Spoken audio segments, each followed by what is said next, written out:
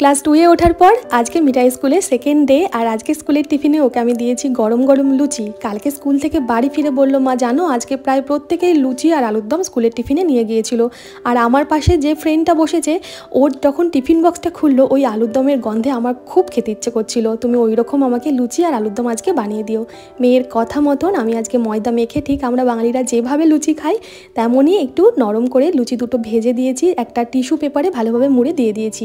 আর যখন আলু কাটতে বসলাম ভেবেছিলাম তো আলু চচ্চড়ি করব, সাদা আলুর চচ্চড়ি।